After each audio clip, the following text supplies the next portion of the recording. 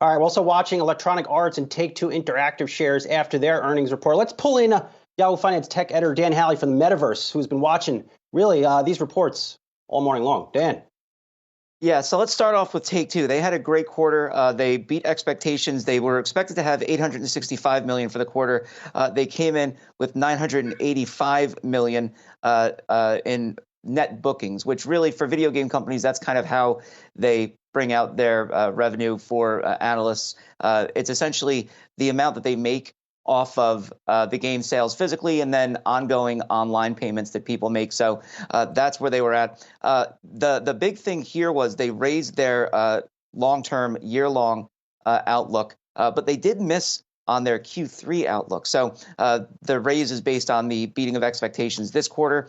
They also did take a $53 million impairment on a game that has not been announced or released but was under development. So they did get stung there, but and they also had to delay their Marvel's Midnight Suns game, which is coming out. But still a great quarter from them. They still see great engagement from users, though they did note that engagement was starting to trend a little bit down compared to last year. And then for EA, they also beat and they also raised their full year outlook, but they did also miss on their Q3 outlook.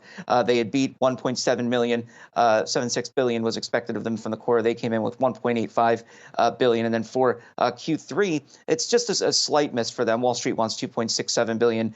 They're expecting 2.62. So if all goes well with their upcoming game, Battlefield 2042, they should do well. They also had to delay a game, though it wasn't any major delay. It was a PGA sports game, so nothing really massive for them. The Battlefield 2042 game is going to be huge, but this comes after we had seen Activision Blizzard's report where they had to delay two major titles, their Overwatch game and their Diablo game, and those are going to be big drivers for them. So EA and Take-Two not seeing those kinds of issues. By the way, Take-Two is releasing a remaster of the Grand Theft Auto series. That's probably just going to print money for them like crazy. Dan, explain to me the ongoing fascination with Grand Theft Auto. Essentially, Take-Two should just change its name to Grand Theft Auto and change its ticker symbol to GTA. I mean, that's what it's come to.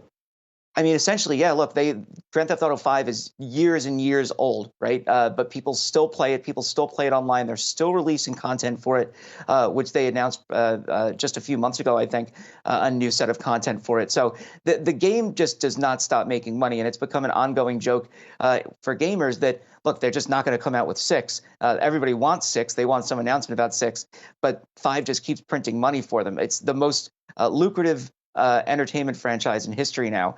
So, I mean, and that includes movies, music, TV shows, whatever. Grand Theft Auto is just blowing it all away.